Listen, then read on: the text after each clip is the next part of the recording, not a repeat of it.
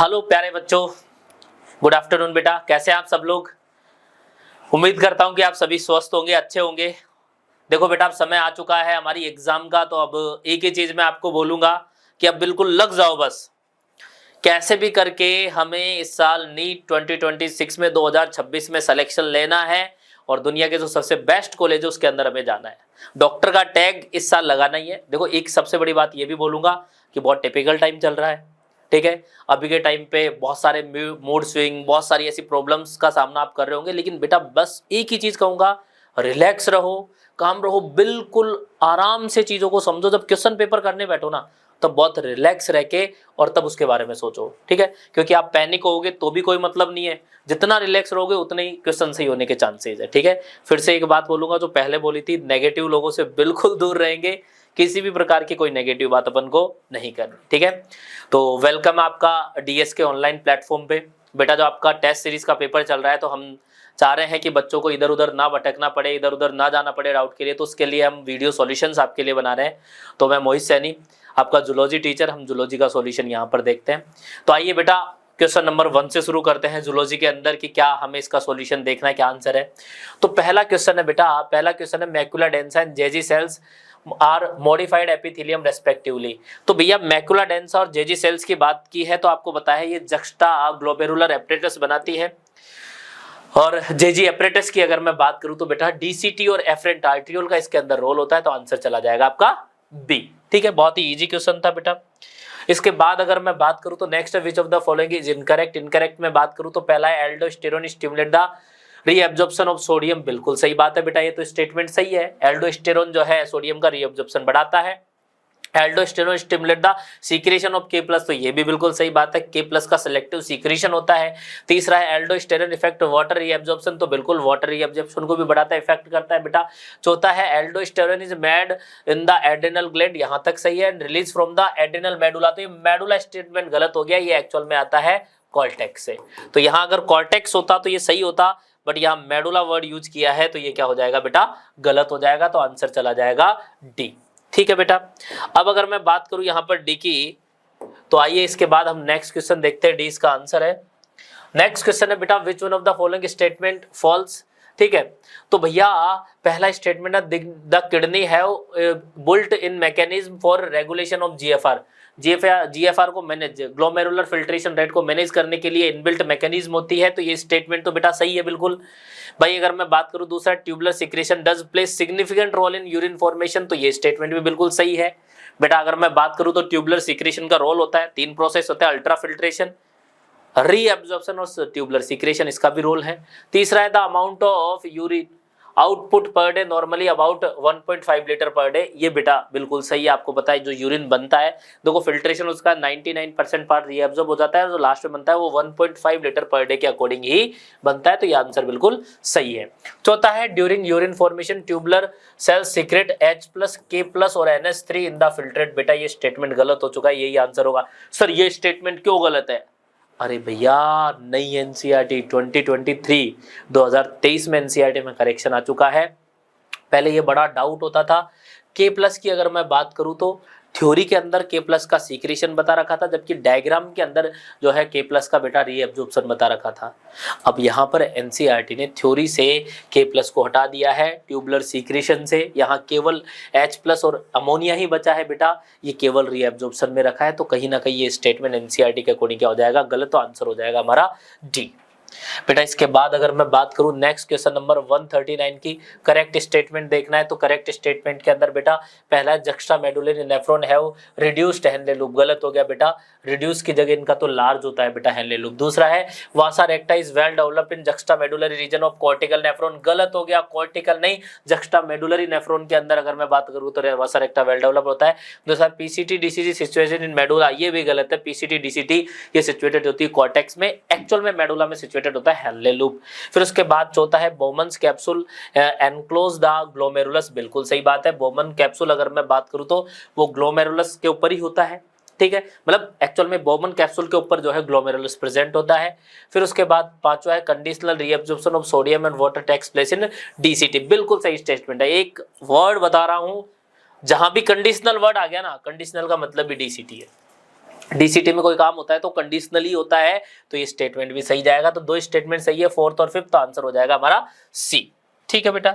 इसके बाद अगर मैं बात करूं तो 140 की अपन बात करते हैं, in response of decrease in blood volume and blood pressure which of the following does not occurs. तो देखो ब्लड वॉल्यूम डिक्रीज हो चुका है, घट चुका है, तो रेनिन का सिक्रेशन होगा, एल्डोस्टेरोन का सिक्रेशन होगा, वैसोप्रेसिन या एडिस का सिक्रेशन होगा, एएनएफ का सिक्रेशन नहीं होगा, आंसर चला जाएगा डी। एएनएफ आ जाता है ब्लड प्रेशर के इंक्रीज होने पे, नॉट डिक्रीज होने पे, तो आंसर चला जाएगा डी। बेटा इसके बाद हम 141 की बात करते हैं, the outline of principal event of urine जो है यूरिनेशन इज गिवन ब्लो। ठीक है, अब इसका अंदर करेक्ट जो है ऑर्डर अपन को बताना है। पहला, stress receptor on the wall of urinary bladder send signal to CNS. दूसरा पढ़ लेते हैं, the bladder fill with urine and become distended. तीसरा है मिक्चरेशन। चौथा है CNS pass on motor neuron passes on motor neuron to initiate the contraction smooth muscles of bladder and stimulate relaxation of urethral sphincter। और अब अगर मैं बात करूं इसके सीक्वेंस की, तो देखो सबसे पहले अगर मैं बात करूं तो हमारा ब्लैडर फुल होता है और ये जो है बेसिकली फुल हो जाएगा। ठीक है, अब फुल होने के बाद आपको पता है कि रोल प्ले करेंगे स्ट्रेस रिसेप्टर, भाई फुल हो गया तो स्टेप रिसेप्टर पे प्रेशर पड़ेगा, स्टेप रिसेप्टर जो है वो सिग्नल भेजेंगे किधर, सीएनएस के पास। ठीक है, अब जैसे ही सीएनएस के पास सिग्नल भेज गया तो सिग्नल क्या, सीएनएस क्या करेगा, वो स्मूथ मसल्स के अंदर कॉन्ट्रैक्शन करवाएगा और यूरिथ्रल स्फिंक्टर के अंदर रिलैक्सेशन करवाएगा, दोनों काम होंगे। और जैसे ही ये काम हो गया तो ऑटोमेटिकली क्या हो जाएगा बेटा, मिक्चरेशन। तो यहाँ पर अगर मैं बात करूँ तो हो जाएगा सेकंड, सबसे पहले सेकंड, फिर उसके बाद फर्स्ट, सबसे पहले सेकंड हो गया, फिर उसके बाद फर्स्ट हो गया, उसके बाद फोर्थ हो गया, उसके बाद थर्ड हो गया, तो आंसर चला जाएगा सी। ठीक है, अच्छा क्वेश्चन था बेटा। उसके बाद नेक्स्ट है बेटा, all of the following function are attributed to ADH except, मतलब सारे फंक्शन एडीएच के किसी एक को छोड़ के, मतलब जो भी कुछ देर का उसको छोड़ के। तो देखो पहला है increase the glomerular blood flow, तो एडीएच आपका ग्लोमेरुलर ब्लड फ्लो बढ़ाता है बेटा। प्रोमोटिंग डायूरेसिस, ये गलत हो गया, डायूरेसिस को तो घटाता है, मतलब बार बार यूरिन जाने को तो घटाएगा क्योंकि रीअब्जॉर्प्शन कर लेगा। तीसरा है बेटा डिक्रीज इन ब्लड प्रेशर, तो बेटा ब्लड प्रेशर को डिक्रीज नहीं ये भी इंक्रीज करेगा, तो ये भी गलत हो गया, है ना। और है increase body fluid volume, body fluid volume को बढ़ाता है। ठीक है, एडीएच का काम है। तो इसके अंदर बी और सी क्या हो जाएंगे, गलत हो जाएंगे, तो आंसर चला जाएगा आपका सी। अब 142 के बाद अगर मैं बात करूं तो 143 capillary network over PCT and loop of Henle are non respectively. तो भैया आपको पता है पीसीटी के चारों तरफ तो उसको बोलते हैं पेरिट्यूब, पीसीटी या पूरे नेफ्रॉन में बोलते हैं पेरिट्यूबुलर कैपिलरी नेटवर्क, और भैया लूप ऑफ हेनले के चारों तरफ उसको बोला जाता है स्पेशली वासा रेक्टा। तो भैया यहाँ पर आ जाएगा पेरिट्यूबुलर कैपिलरी नेटवर्क और वासा रेक्टा, तो ये आंसर हो जाएगा बेटा सी। इसके बाद है which is most toxic nitrogenous waste, ये तो बहुत सिंपल क्वेश्चन है, दैट इज द अमोनिया। ठीक है, अच्छी बात है, ऐसे क्वेश्चन भी आने चाहिए। Micturition is possible only if the muscles of urinary bladder contract and urethral sphincter relax. बेटा अभी थोड़ी देर पहले बताया था कि भाई अगर मैं बात करूं तो हमारी यूरिनरी ब्लैडर के मसल्स के अंदर कॉन्ट्रैक्शन होना चाहिए और साथ में यूरिथ्रल स्फिंक्टर जो है वो रिलैक्स होने चाहिए, तब जाके यूरिन पास आउट होता है बेटा। उसके बाद नेक्स्ट क्वेश्चन देखते हैं। नेक्स्ट क्वेश्चन है find out the correct match. Correct match के अंदर पहला है uraemia rise in urea, in urine नहीं, यूरिया का ब्लड में बढ़ना वो होता है पोलीयूरिया राइज इन पॉलीपेप्टाइड नहीं, ये भी गलत हो गया बेटा। डायूरेसिस बार बार यूरिन ज्यादा, डिक्रीज नहीं इंक्रीज होगा, ये भी गलत हो गया। फिर है ग्लोमेरुलोनेफ्राइटिस इन्फ्लामेशन ऑफ ग्लोमेरुलस, ये स्टेटमेंट सही हो जाएगा। ग्लोमेरुलोनेफ्राइटिस का मतलब ही होता है ग्लोमेरुलस में क्या हो जाना, इन्फ्लामेशन हो जाना। ठीक है बेटा, इसके बाद हम बात करते हैं नेक्स्ट है osmo receptor stimulate the hypothalamus to release anti diuretic hormone ADH और वैसोप्रेसिन फ्रॉम। तो देखो एडीएच या वैसोप्रेसिन की अगर मैं बात करूं तो पोस्टीरियर पिट्यूटरी से रिलीज होते हैं। एग्जामिनर ने थोड़ा सा इसको घुमा दिया, पोस्टीरियर पिट्यूटरी ना लिखते हुए उसने क्या लिखा, न्यूरोहाइपोफाइसिस। तो न्यूरोहाइपोफाइसिस को पोस्टीरियर पिट्यूटरी कहते हैं, आंसर हो जाएगा सी। इसके बाद बेटा अगर मैं बात करूं तो एक column of Bertini is part of cortex. आपको अच्छे से पता है कॉर्टेक्स का पार्ट है, एक्चुअल में कॉलम ऑफ बर्टेनी सिचुएटेड होते हैं मेडुला के अंदर वो, लेकिन वो एक्सटेंडेड पार्ट है कॉर्टेक्स का, ये बात याद रखनी है बेटा। ठीक है, इसके बाद नेक्स्ट क्वेश्चन की अगर मैं बात करूं तो match the following column, first को कॉलम सेकंड से मैच करना है। तो देखो पोडोसाइट्स की अगर मैं बात करूं तो फिल्ट्रेशन सिट्स का काम करेगी।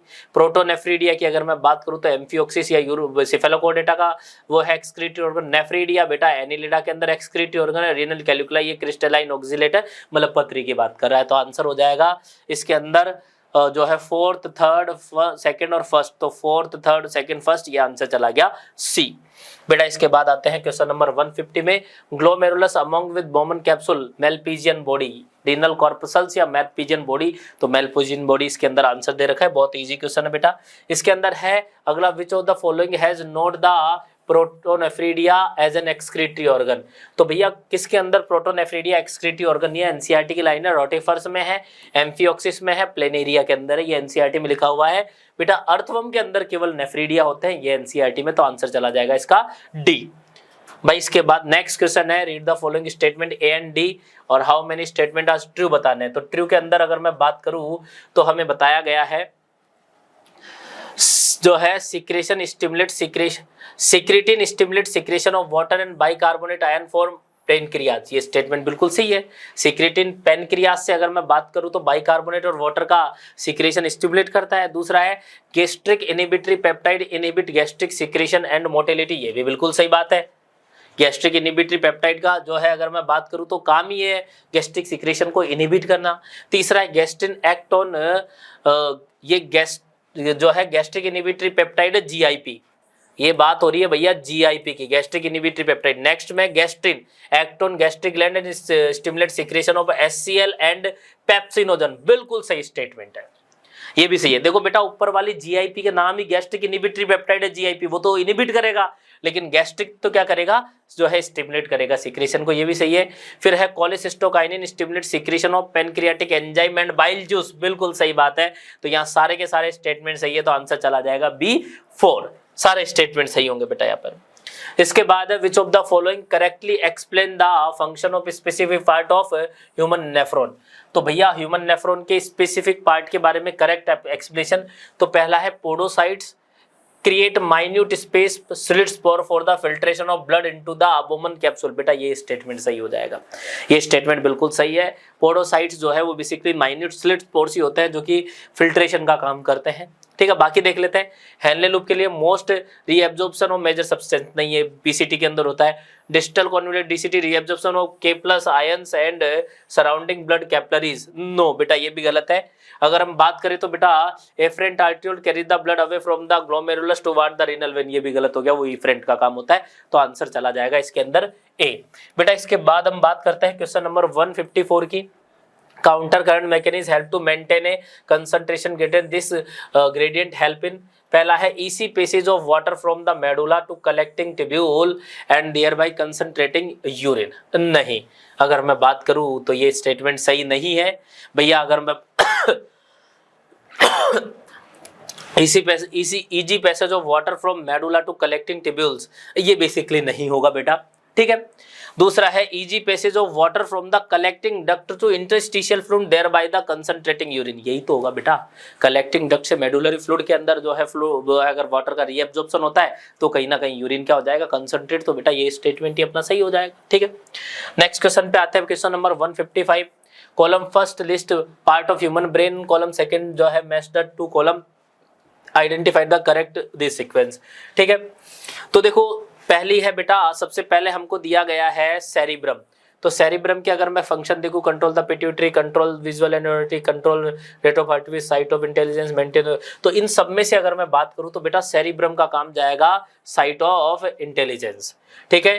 फिर उसके बाद सेरिब्रम देखो तो सेरिब्रम अभी हमने देखा था कि भाई बॉडी पोस्चर को मेंटेन करता है, बॉडी बैलेंस, यही बेसिकली हमारा शो करता है। फिर उसके बाद हाइपोथैलेमस है, हाइपोथैलेमस के लिए इनमें से सेट होगा, पिट्यूटरी को कंट्रोल करता है।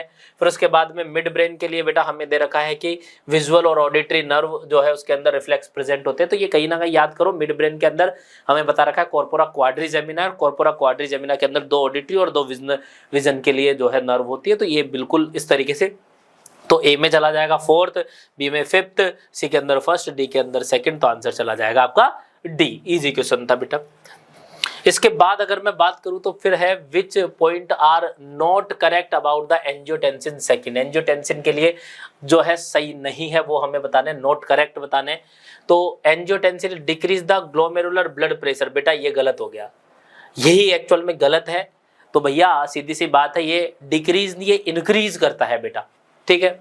दूसरा है active the adrenal gland and release aldosterone, ये तो सही बात है, जो है एड्रिनल कॉर्टेक्स के ऊपर काम करके एल्डोस्टेरोन का सीक्रेशन करवाता है। फिर डिक्रीज द जीएफआर, तो ये भी गलत हो गया, जीएफआर को तो इंक्रीज करता है, डिक्रीज थोड़ी करता है बेटा। उसके बाद बेटा पावरफुल वैसोकॉन्स्ट्रिक्टर, एनसीईआरटी में लिखा हुआ है पावरफुल वैसोकॉन्स्ट्रिक्टर है और ब्लड प्रेशर को बढ़ाता है। फिर है active the JG cells to release renin, तो भैया ये भी गलत हो गया, एक्चुअल में ये जो है एंजियोटेंसिन सेकंड का काम नहीं है, तो पहले ही हो चुका है ये काम। तो इस काम को होने के बाद फिर एंजियोटेंसिन सेकंड आता है, तो ये एंजियोटेंसिन सेकंड का काम नहीं है, तो ये स्टेटमेंट भी गलत हो गया। वैसे ये स्टेटमेंट तो मतलब वैसे सही है, बट एंजियोटेंसिन सेकंड का काम नहीं है, तो पहले ही हो गया, ये तो जीएफआर कम होते ही ऑटोमेटिक एक्टिवेट हो जाता है। तो इसके अंदर बेटा आपका ए, आपका सी और आपका ई गलत है, तो आंसर चला जाएगा फर्स्ट। इसके बाद बेटा हम बात करते हैं next 157, in the given diagram choose the correct label part. ठीक है, पी क्यू आर एस दे रखे हैं। पी के लिए देखते हैं, it is fine branch of renal artery. बेटा ये स्टेटमेंट सही है ना भैया? आपको पता है कि जैसे हमारी चली डोर्सल ओर्टा, ओर्टा से बनी रीनल आर्टरी डिवाइडेड हुई बेटा एफरेंट आर्ट्रियोल में, एफरेंट आर्ट्रियोल से बना ग्लोमेरुलस, फिर बना इफरेंट आर्ट्रियोल। तो पी के लिए बोल रहा है कि ये रीनल आर्टरी की फाइन ब्रांच है, तो बिल्कुल सही है ना, ये पी स्टेटमेंट ही सही हो जाएगा। चलो एक बार बाकी भी देख लेते हैं क्या लिख रखा है। जैसे क्यू के लिए लिखा है carry glomerular filtration from glomerulus, glomerular filtrate को थोड़ी लेके जाती है बेटा, ये तो ब्लड को लेके जाएगी। ग्लोमेरुलर फिल्ट्रेट तो कहीं ना कहीं इसमें एस में जाएगा। फिर आर की बात करूं तो आर रीनल कॉर्पसल्स है, केवल आर तो बोमन कैप्सूल है भाई, रीनल कॉर्पसल्स तो बोमन कैप्सूल प्लस ग्लोमेरुलस दोनों जाएगा। फिर उसके बाद है एस लूप ऑफ एनले, तो एस लूप ऑफ एनले भी नहीं है, तो पीसीटी का स्टार्टिंग पार्ट है, तो भैया इसके अंदर आंसर चला जाएगा ए। ठीक है, 157 में। फिर इसके बाद बेटा अगर मैं बात करूं तो given below are two statement, तो हमें देखना है कि कौन से स्टेटमेंट सही है कौन से गलत है। पहला है analysis of urine helped in clinical diagnosis of many metabolic disorder as well as malfunctioning of kidney, बिल्कुल सही बात है, एनसीईआरटी में लिखा हुआ है भाई यूरिन एनालिसिस से हम बहुत सारे मेटाबॉलिक डिसऑर्डर और किडनी की माल फंक्शनिंग का पता लगा सकते हैं। दूसरा है presence of glucose glycosuria and ketone body ketonuria in urine are indicate of diabetes mellitus, बिल्कुल सही स्टेटमेंट है बेटा, समरी में लिखा हुआ है, समरी जस्ट पहले लिखा हुआ है। अगर मैं बात करूं तो ग्लाइकोसूरिया और कीटोन्यूरिया ये इंडिकेट करते हैं किसको? डायबिटीज मेलाइटस को। ठीक है, तो भैया दोनों स्टेटमेंट सही है, दोनों स्टेटमेंट सही है, तो हमारा आंसर हो जाएगा डी। बेटा नेक्स्ट क्वेश्चन पे आते हैं। नेक्स्ट क्वेश्चन है 159 है which of the following statement आज इनकरेक्ट। तो इनकरेक्ट के केस में पहला है protonephridia primary concern with the ionic and fluid volume regulation, ये तो सही बात है। एक्चुअल में प्रोटोनेफ्रिडिया का बेटा अगर मैं बात करूं तो एक्सक्रीशन के साथ ओस्मो रेगुलेशन, मतलब नेफ्रिडिया जो है कोई सा भी एक्सक्रीटरी स्ट्रक्चर हो, चाहे वो किडनी हो, नेफ्रिडिया हो, प्रोटोनेफ्रिडिया कोई भी हो, वो बेटा एक्सक्रीशन तो करेगा ही, एक्सक्रीशन के साथ साथ ओस्मो रेगुलेशन भी करेगा, याद रखना है। दूसरा है green gland perform the respiratory function of crustacea like prawn. देखो इसीलिए कहता हूँ एनसीईआरटी पढ़ना बहुत जरूरी है, एज इट इज एनसीईआरटी की लाइन है, बस गड़बड़ यहाँ कर दी, ये यहाँ पर रेस्पिरेटरी नहीं एक्सक्रीटरी फंक्शन परफॉर्म करते हैं, इसीलिए गलत हो गया, तो आंसर बी चला जाएगा। तो इसीलिए कह रहा हूँ छोटी छोटी चीजों का ध्यान रखना है बेटा। नेक्स्ट क्वेश्चन पे आते हैं। नेक्स्ट है स्टेटमेंट दे रखा है urine formation by the nephron is ultimately carried the urinary bladder when it is stored till, urinary bladder में कब तक स्टोर किया जाता है? टिल द, एनसीईआरटी की लाइन है तो याद करो वॉलेंट्री सिग्नल, यहाँ लिखा हुआ है एनसीईआरटी में voluntary signal is given by, अगर मैं बात करूं तो सीएनएस दिस, तो यहाँ पर आ जाएगा वॉलेंट्री सिग्नल, यहाँ आ जाएगा CNS. This signal is initiated by the stretching of urinary bladder, यहाँ यूरिनरी ब्लैडर चला जाएगा। फिर है अगर मैं बात करूं तो the CNS passes on motor message to initiate the contraction of smooth muscles, D की जगह स्मूथ मसल्स आ जाएगा, of the urinary bladder and stim simultaneously relaxation of urethral sphincter causing the release of urine. तो बेटा यहाँ पर ए में आ गया वॉलेंट्री सिग्नल, बी के अंदर आ गया सीएनएस, सी के अंदर चला गया यूरिनरी ब्लैडर, बेटा डी के अंदर आ गया स्मूथ मसल्स और ई में आ गया यूरिथ्रल स्फिंक्टर। ये एज इट इज एनसीईआरटी की लाइन है, ये एज इट इज एनसीईआरटी की लाइन है, तो इसीलिए मैं बार बार कह रहा हूं अगर स्टेटमेंट बेस्ड क्वेश्चन आपको सही करने तो एनसीईआरटी की लाइन आपको पढ़नी पड़ेगी, तो आंसर चला जाएगा बेटा इसके अंदर ए। नेक्स्ट क्वेश्चन है बेटा 161, स्टेटमेंट ए है ऑन एन एवरेज 1100 से 1200 of blood is filtered by kidney as per minute which constantly जो है रफली 1.5 part of blood pump out by the each ventricle in the cardiac cycle. तो ये statement बिल्कुल सही है बेटा। अगर मैं बात करूं तो हमारे रीनल ब्लड फ्लो की बात कर रहा है, तो रीनल ब्लड फ्लो जो है आपको पता है 1100 से 1200 होता है, जो कि हमारे टोटल कार्डियक आउटपुट का अगर मैं बात करूं तो बेटा 1/5 पार्ट है। अरे ये तो बिल्कुल एनसीईआरटी का स्टेटमेंट है ना। बी स्टेटमेंट है maximum water is reabsorbed by DCT under the action of ADS. फिर से वही खेल गया आपके साथ। अरे भैया यहाँ पर स्टेटमेंट पूरा सही है, बट यहाँ डीसीटी नहीं, यहाँ पीसीटी लिखा हुआ है एनसीईआरटी में। मैक्सिमम वाटर रिएब्सॉर्प्शन पीसीटी में होता है, तो ये स्टेटमेंट गलत हो जाएगा। पहला सही है और दूसरा गलत, तो ओनली ए स्टेटमेंट सही है, आंसर चला जाएगा सी। भाई इसके बाद नेक्स्ट क्वेश्चन है, which of the following event increase when there is depolarization of nerve fibre. तो डीपोलराइजेशन जब होता है तो इसके अंदर क्या होगा, तो पहला ऑप्शन दे रखा है diffusion of sodium into the neuron. हाँ तो बिल्कुल सही बात है ना बेटा। अगर मैं बात करूं तो नॉर्मली हमारी जो मेम्ब्रेन है वो बेसिकली इनर साइड नेगेटिव और आउटर साइड पॉजिटिव कंडीशन में रहती है ना। और हम बोलते हैं कि इस ये जो कंडीशन है हमारी, इस कंडीशन को अपन कहते हैं भाई, अगर मैं बात करूं तो रेस्टिंग फेज या पोलराइजेशन। ठीक है, अब याद करो जब भी डीपोलराइजेशन होगा भाई, डीपोलराइजेशन के केस में क्या होता है, डीपोलराइजेशन के केस में जैसे ही हम कहते हैं कि स्टिमुलस आया, ये स्टिमुलस है, ठीक है, स्टिमुलस आते ही हम कहेंगे कि सोडियम का रैपिड इनफ्लो होता है, न्यूरॉन के अंदर आता है, एक्सोन के अंदर आता है सोडियम, और अंदर की तरफ पॉजिटिव, बाहर की तरफ नेगेटिव आ जाता है, तो ए आंसर इसका सही चला जाएगा। ठीक है, नेक्स्ट क्वेश्चन देखते हैं बेटा। स्टेटमेंट ए है the midbrain is located between the thalamus hypothalamus of forebrain and the pons of hindbrain. तो बिल्कुल सही स्टेटमेंट है बेटा ये तो। अगर मैं बात करूं तो मिड ब्रेन जो है थैलेमस हाइपोथैलेमस, मतलब फोर ब्रेन का थैलेमस हाइपोथैलेमस, और अगर मैं बात करूं तो हाइंड ब्रेन के पोन्स के बीच में प्रेजेंट है। उसके बाद दूसरा स्टेटमेंट है the dorsal portion of the mid brain, dorsal portion of the brain consist mainly a four round swelling cell called corpora quadrigemina. तो सही है ना यार। अगर मैं बात करूं तो मिड ब्रेन के अंदर हम कहते हैं कि इस तरीके से एक सोलन पार्ट होता है जिसके अंदर 4 लोब्स होती है, 2 ऑडिटरी और 2 विजुअल, तो भैया उसको बोलते हैं अपन कॉर्पोरा क्वाड्रिजेमिना। तो दोनों स्टेटमेंट सही है, आंसर चला जाएगा 163 के अंदर फर्स्ट। फिर है स्टेटमेंट है hindbrain composed of medulla pons on cerebrum. खेल गए आपके इमोशंस के साथ, सेरिब्रम नहीं सेरिबेलम होना चाहिए था, स्टेटमेंट गलत। Medulla contain centre which control respiratory gastric secretion and cardiovascular reflex. बिल्कुल सही बात है, एनसीईआरटी का स्टेटमेंट है बेटा मेडुला के लिए, तो यहाँ ओनली बी स्टेटमेंट करेक्ट है, तो आंसर चला जाएगा फोर्थ बेटा। उसके बाद 165 के अंदर असर्शन है we can move our limbs according to our will. बिल्कुल सही बात है, हमारी जो बेसिकली लिम्स है उनको हम हमारी विल के अकॉर्डिंग जो है अगर मैं बात करूँ तो मूव कर सकते हैं, क्योंकि ये तो हमारा बेटा वॉलंटरी काम हो गया ना।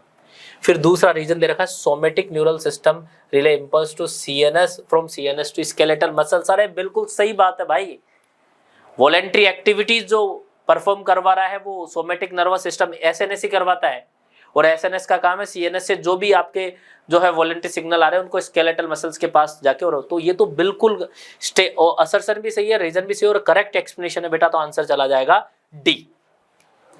इसके बाद बेटा 166 है read the following statement and state how many statements are not incorrect. Not incorrect का मतलब करेक्ट बताने भाई इसके अंदर। ठीक है, तो करेक्ट अगर मैं बात करूं तो सबसे मेन चीज पहला है myelinated nerve fibre are found in spinal and cranial nerve. ये तो इस बिल्कुल सही स्टेटमेंट है। ठीक है, तो ये तो सही हो गया बेटा। दूसरा है at a chemical synapse, chemical synapse की बात करें, the membrane of pre and post synaptic neuron are separated by a fluid filled space called the synaptic cleft. तो ये भी बिल्कुल सही बात है। अगर मैं बात करूं तो ये पहले वाला न्यूरॉन है, ये दूसरे वाला न्यूरॉन है, इनके मेम्ब्रेन के बीच का ये जो पार्ट है इसको साइनेप्टिक क्लिफ्ट ही कहते हैं बेटा। ठीक है, तीसरा है the entire process of reflex action is response of peripheral nervous system. सही है, peripheral nervous stimulus occurs involuntary. बस पहली बात तो समरी की लाइन है, समरी की लाइन है और यहां पर लिखा हुआ है ये इनवॉलंटरी होता है भाई। ये रिफ्लेक्स एक्शन आपके इनवॉलेंट्री एक्शन है, वॉलेंट्री नहीं है। एनसीईआरटी में समरी में लिखा हुआ ये, तो ये स्टेटमेंट गलत हो गया भैया, 2 सही थे, तीसरा गलत है। फिर है चौथा, association area of brain are responsible for the complex function like inter sensory association, memory and communication. तो बिल्कुल सही बात है ना, एसोसिएशन एरिया के काम है। अच्छा, मैं यहाँ पर आपको इंटर सेंसरी एसोसिएशन का मतलब भी बता देता हूँ। इंटर सेंसरी एसोसिएशन का मतलब मल्टीपल काम को एक साथ करना। जैसे अभी मैं बात करूँ, मान लो जिस टाइम पे आप वीडियो सॉल्यूशन देख रहे होंगे मेरा, तो वीडियो सॉल्यूशन जब आप देख रहे होंगे तो आंखों का काम भी हो रहा होगा, कान से आप सुन भी रहे होंगे, दिमाग से आप समझ भी रहे होंगे, और अगर आपको कुछ नोट करना होगा तो लिख भी रहे होंगे। तो आप सोच के देखो, कान, आंख, हाथ और आपका ब्रेन ये एक साथ काम कर रहे हैं, बट सारे के सारे रेगुलेटेड वे में काम कर रहे हैं, सारे काम एक जो है संयोजन से काम कर रहे हैं, उसको ही बोलते हैं पर इंटर सेंसरी एसोसिएशन। तो आंसर ये स्टेटमेंट भी बिल्कुल सही हो जाएगा, एसोसिएशन एरिया का काम है। तो बेटा इसके अंदर फर्स्ट, थर्ड और फोर्थ सही है, तो आंसर चला जाएगा सी, मतलब 3 स्टेटमेंट इसके अंदर सही है। फिर उसके बाद है receptor site of neuro transmitter are present, और तो pre synaptic membrane, tip of axon, post synaptic membrane. अरे सही है ना, रिसेप्टर तो पोस्ट साइनेप्टिक मेम्ब्रेन में ही होंगे ना भाई, यहाँ से तो ये प्री साइनेप्टिक मेम्ब्रेन है, वहां से तो न्यूरोट्रांसमीटर रिलीज होगा, और इसके रिसेप्टर अपने जो है अगर मैं बात करूँ तो पोस्ट साइनेप्टिक मेम्ब्रेन के ऊपर प्रेजेंट होंगे। अपन कहते हैं ना इस तरीके से रिसेप्टर बताते हैं, तो यहीं पर आके तो बाइंड होते हैं ना, तो पोस्ट साइनेप्टिक मेम्ब्रेन पे प्रेजेंट होंगे, तो आंसर चला जाएगा सी। इसके बाद बेटा नेक्स्ट क्वेश्चन है question number 168, read the following statement and find out the correct option. Correct option की अगर मैं बात करूँ तो बेटा यहाँ पर पहला है microglial cells forming myelin sheath in, अगर मैं बात करूँ तो CNS। तो माइक्रोग्लियल सेल्स थोड़ी बेसिकली अगर मैं बात करूं तो माइलिन शीथ केवल 2 ही बनाती है बेटा, एक तो स्वान सेल जो है ओलिगोडेंड्रोसाइट, स्वान सेल तो बनाती है PNS में, ओलिगोडेंड्रोसाइट बनाती है CNS में, तो ये स्टेटमेंट तो गलत हो गया भाई। दूसरा है Schwann cell forming myelin sheath in PNS, अभी बोला था वही आ गया ना बेटा, ये तो स्टेटमेंट सही है। Non myelinated nerve fibre commonly found in autonomic and somatic nervous system, अरे सही है भाई, नॉन माइलेटेड हर जगह आपको मिलेंगे, बस यहाँ पर अंतर माइलिन शीथ का ही होगा, सही है स्टेटमेंट। फिर visceral nervous system is part of peripheral nervous system, बिल्कुल एनसीईआरटी ने लिख रखा है ना, visceral nervous system peripheral PNS का ही पार्ट, और PNS भी स्पेशली ANS का पार्ट है ऑटोनॉमिक नर्वस सिस्टम का, बट ये स्पेशल है क्योंकि ये गैस्ट्रिक जो हमारा पार्ट है उसके अंदर चला जाता है, तो ये स्टेटमेंट भी सही है। तो भैया अगर मैं बात करूं तो इसके अंदर ए स्टेटमेंट गलत है, बाकी सारे सही है, तो इसके अंदर आंसर चला जाएगा D, B, C, D, इसके अंदर से ये स्टेटमेंट सही हो जाएंगे।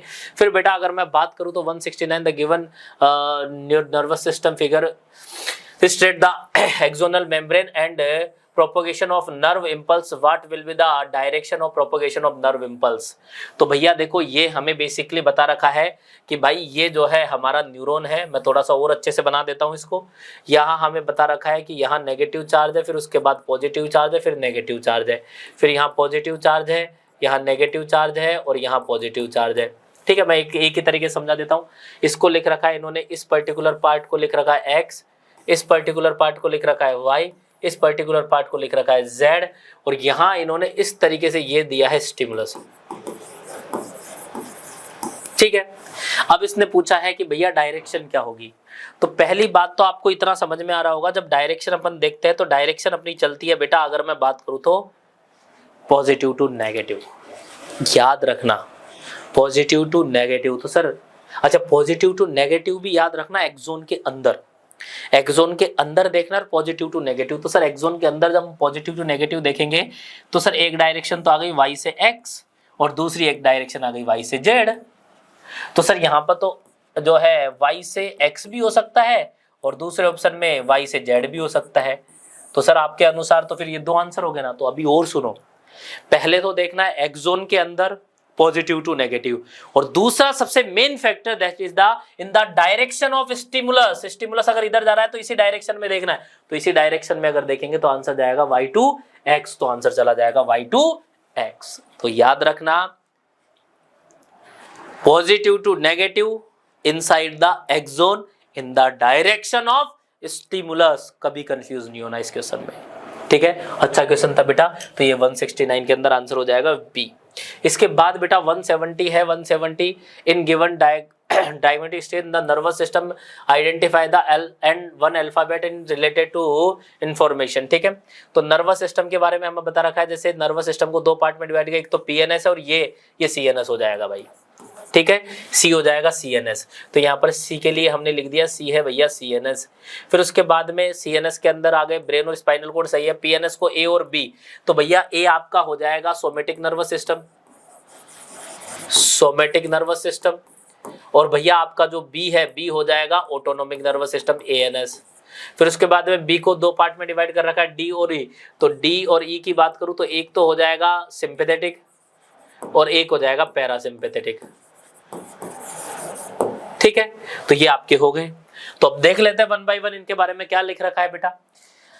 पहले ऑप्शन में है जो ए है ना, वो SNS है, ए है वो SNS है, सोमेटिक नर्वस सिस्टम, चलो ठीक है। स्केलेटल मसल्स पे काम करता है, ये भी सी है। डाइजेस्टिव ट्रैक्ट, ये गलत हो गया भाई, डाइजेस्टिव ट्रैक्ट में कभी इसका काम नहीं होगा, क्योंकि डाइजेस्टिव ट्रैक्ट तो बेटा आपका जो है बेसिकली इनवॉलेंट्री एक्टिविटीज में आ गया ना, तो पहला स्टेटमेंट तो गलत हो गया भाई। दूसरा देख लेते हैं, दूसरे में बी के लिए जो लिखा है कि जो बी है वो ANS है, बिल्कुल सही बात है। स्मूथ मसल्स में प्रेजेंट होता है, बिल्कुल सही बात है। इनवॉलेंट्री एक्टिविटीज पे एक्ट करता है, भाई ये सही हो गया, बिल्कुल बी सही हो गया। ANS है, ANS आपको पता है स्मूथ मसल्स पे एक्ट करता है, मतलब इनवॉलेंट्री एक्टिविटीज पे एक्ट करेगा। तीसरा देख लेते हैं, सी के अंदर PNS है, तो सी के अंदर PNS, ये तो यहीं से गलत हो गया, CNS होना है। और ये देख लेते हैं डी के अंदर सिंपैथेटिक, डी सिंपैथेटिक सही है बिल्कुल। और अगर मैं बात करूं तो कंजर्व एनर्जी, बेटा ये गलत हो गया, कंजर्व एनर्जी नहीं, तो एनर्जी जो है एनर्जी को रिलीज करता है भाई, यहाँ तो बहुत ज्यादा एनर्जी चाहिए, ठीक है। हार्ट रेट वगैरह ये तो सब सही होगा, तो इसका आंसर चला जाएगा बेटा बी, याद रखना 170 के अंदर बी हो जाएगा बेटा। फिर उसके बाद है in which of the following stage sodium VGC is open but potassium VGC is closed. बेटा ये कह रहा है कि सोडियम VGC तो ओपन है और सोडियम पोटेशियम पंप जो है वो क्लोज है।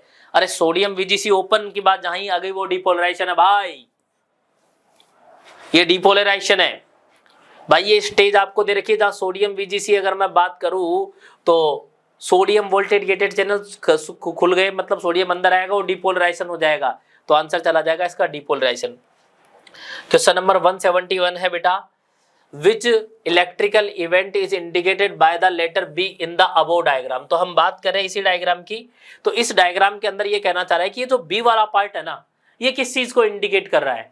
तो बेटा याद करो, जहां जैसे अगर मैं बात करूं यहां से शुरू हुआ, तो ए जो है वो रिप्रेजेंट करेगा बेटा यहाँ बी, जो पर्टिकुलर ये नीचे वाला पॉइंट था ये पोलराइजेशन था, ए वाला पॉइंट ऊपर जाते जाते यहाँ डिपोलराइजेशन हो गया, ये वापस इस स्टेज में आएगा वो रिपोलराइजेशन हो जाता है, बट ये जो नीचे गया बहुत एक्सेसिव नेगेटिव चला गया, इसको बोलते हैं अपन हाइपर पोलराइजेशन, ठीक है, सर ने आपको बताया होगा।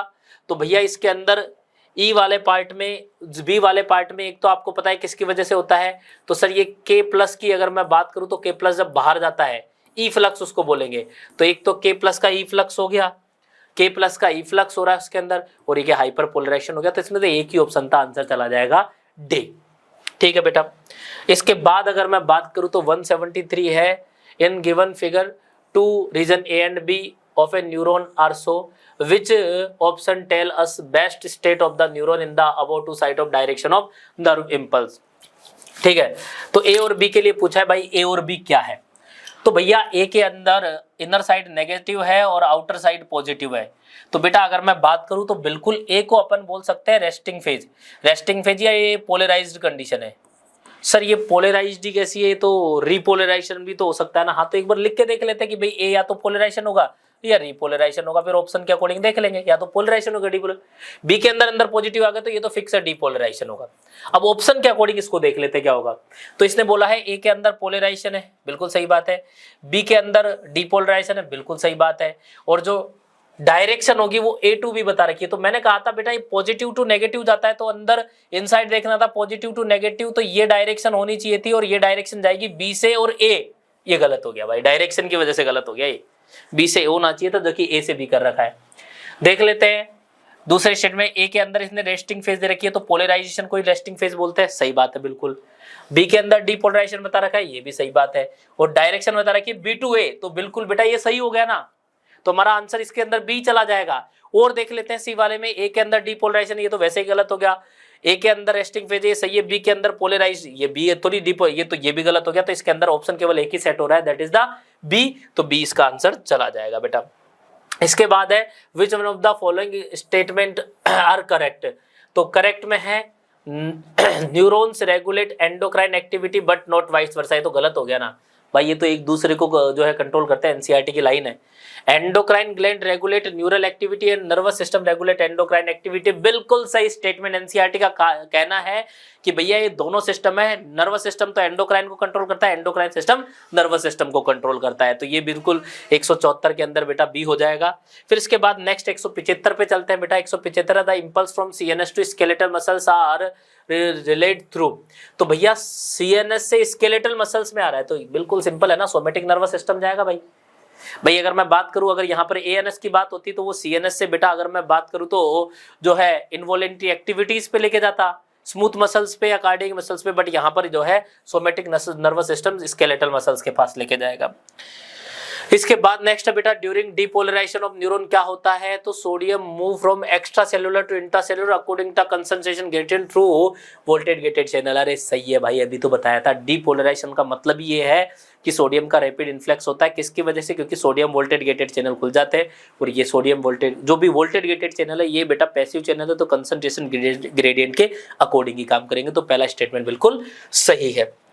इसके बाद बेटा 177 की बात करें, speed of propagation of an action potential can be determined by which of the following factors. तो देखते हैं, डायमीटर ऑफ एक्सोन इस पे डिपेंड करता है बिल्कुल। प्रेजेंस और एब्सेंस ऑफ माइलिन शीथ, बिल्कुल सही बात। हम कहते हैं ना माइलिन शीथ होगी तो फास्ट होगा, नहीं होगी तो थोड़ा स्लो होगा। टेम्परेचर इस पे भी डिपेंड करता है, तो इसमें तो बिल्कुल ऑल ऑफ दीज आंसर चला जाएगा 177 में। ठीक है बेटा। इसके बाद बेटा association area of the brain is located in, तो एसोसिएशन एरिया तो बेटा सेरिब्रल कॉर्टेक्स का पार्ट है ना भाई। एनसीईआरटी ने लिख रखा है सेरिब्रल कॉर्टेक्स के अंदर अगर मैं बात करूं तो एसोसिएशन एरिया आपको देखने को मिलेगा, तो सोचने की बात नहीं है। इसके बाद नेक्स्ट क्वेश्चन है बेटा 179 पे अपन डिस्कस करते हैं, प्री गैंग्लियोनिक फाइबर और सिंपैथेटिक नर्वस सिस्टम रिले। बेटा पहली बात तो सिंपैथेटिक नर्वस सिस्टम की बात आ गई। सिंपैथेटिक नर्वस सिस्टम मतलब चीजों को इंक्रीज करेगा। इंक्रीज अगर मैं बात करूं तो मतलब कहीं ना कहीं यहाँ पर बात हो रही है प्री का मतलब अगर मैं बात करूं तो यहाँ बात हो रही है बेटा दो तरीके के आपको न्यूरोट्रांसमीटर एनसीईआरटी ने बताए हैं, एक इनिबिटरी और एक एक्साइटेटरी। आप ये लाइन हमेशा भूल जाते हो, बोलो सर ये तो हमारी एनसीईआरटी में है ही नहीं ना। अरे मेरे लाल हो, जहाँ जो है अगर मैं बात करूं तो कंडक्शन जनरेशन, उसके साथ अगर मैं बात करूं तो प्रोपोगेशन, जो आपको बता रहा है कि नर्व इंपल्स एक न्यूरॉन से दूसरे न्यूरॉन सिनेप्स के अंदर ये लाइन लिख रखी है कि भाई जो आपका न्यूरोट्रांसमीटर है वो दो में से किसी भी एक टाइप का हो सकता है, या तो इनिबिटरी या एक्साइटेटरी। तो अगर मैं बात करूं जो है सिंपैथेटिक की बात हो रही है तो यहाँ पर एक्साइटेटरी की बात होगी, और एक्साइटेटरी की कैटेगरी में चला जाएगा आपका जो है एसिटाइल कोलिन। तो एसिटाइल कोलिन इसका आंसर चला जाएगा बेटा। फिर इसके बाद बेटा एक नेक्स्ट है बैलेंस एंड मस्कुलर कोऑर्डिनेशन और फंक्शन। ये तो सेरिबेलम का काम है भाई। तो ये इसके साथ बेटा अपने सारे क्वेश्चंस का डिस्कशन कंप्लीट हुआ। अब देखो लास्ट में आपको एक ही चीज बोलूंगा कि बेटा मैं आपको एक ही चीज बार बार समझा रहा हूं, जितना रिलैक्स होकर चीजों को सोल्व करोगे उतना ही ज्यादा बेटर रहेगा। देखो मेरे पास कोई बहुत भयंकर मोटिवेशन आपके लिए नहीं है, बट एक ही चीज बोलूंगा, अभी के टाइम पे जो सबसे इंपॉर्टेंट लाइन है जिसको आपको समझना है बेटा, बार बार कहूंगा रिलैक्स रहो। सर कैसे रिलैक्स रहे, सर कैसे रिलैक्स हो जाए, इतना एग्जाम आ चुकी है सर कैसे रिलैक्स रहे। अरे भाई रहना पड़ेगा।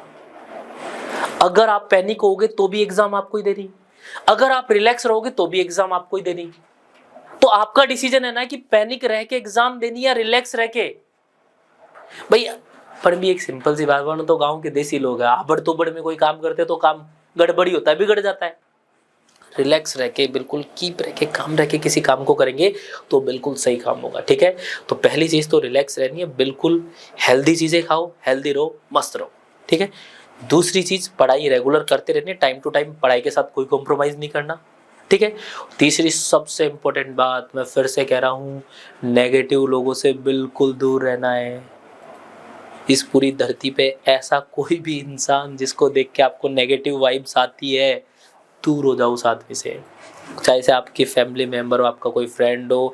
इवन मैं तो इतना तक कह रहा हूँ, कोई मास्टर अगर तुमको ये बोले कि भाई तेरा कुछ नहीं हो सकता, ठीक है सर एग्जाम के बाद मिलेंगे, अभी किसी भी आदमी से ऐसे किसी व्यक्ति से बात नहीं करनी जो आपको नेगेटिव वाइब्स दे। बिल्कुल पॉजिटिव रहो बेटा, कर सकते हो, हर बच्चा कर सकता है। देखो मैं फिर से कह रहा हूँ, सिलेक्शन देने वाला बच्चा भी उसी क्लास में होता है, नहीं देने वाला भी उसी क्लास में होता है। अब आपको डिसाइड करना है आपको क्या बनना है। वो सिलेक्शन देने वाला बच्चा बिल्कुल रिलैक्स रह के सारी चीजों को फॉलो करता है, नहीं देने वाला, बस इधर उधर की चीज़ों में लगा रहता है। तो इसी वजह से कह रहा हूँ अब समय आ चुका है, अब रिलैक्स रहो और आराम से पेपर दो, ठीक है। तो आज के लिए इतना ही, मिलते हैं नेक्स्ट सॉल्यूशन में। ओके बाय बेटा।